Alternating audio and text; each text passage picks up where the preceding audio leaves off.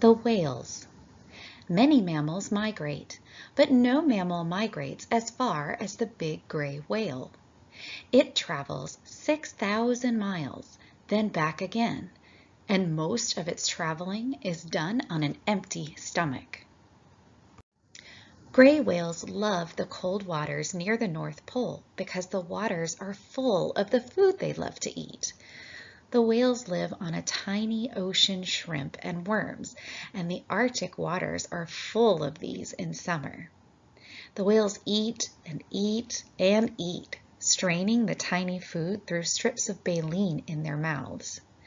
Instead of teeth, the grays have baleen, long strips of a hard material similar to fingernails.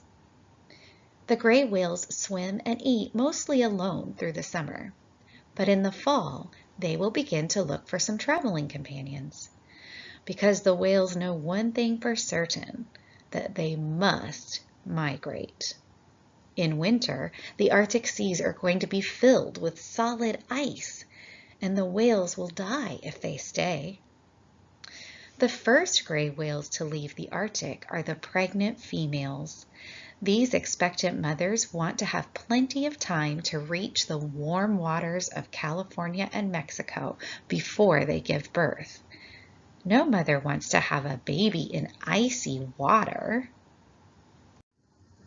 The other whales will follow, and in small groups they will all travel down the Pacific coast.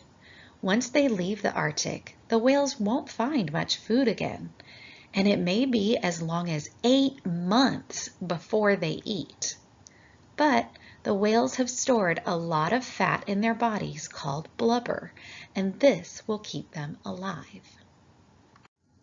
As they travel, the whales often swim near shore, and people along the way are thrilled. They wave to the whales from the rocky cliffs and travel out in boats to say hello to them. When finally the gray whales reach the warm tropical waters in January, the pregnant females will give birth, and the other whales will mate. With new calves among them, all of the whales will enjoy life in the peaceful lagoons for a while. Then in March, they will be ready to head back to the Arctic for the summer.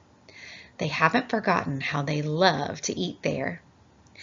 This time, the males will leave first, and the females and calves will stay behind for another several weeks.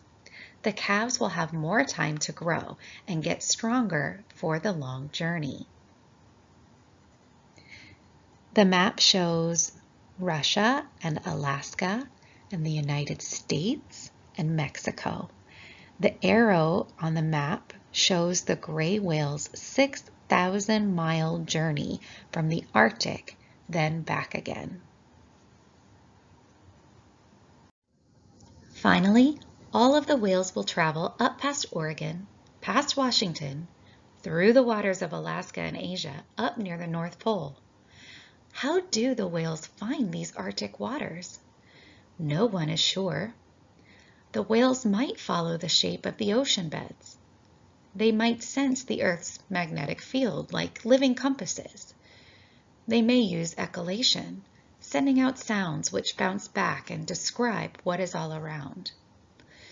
But somehow the whales will travel that long 6,000-mile journey north, and they will find the same chilly waters they left behind. When they arrive in the Arctic, they will separate and enjoy a summer of fine ocean eating.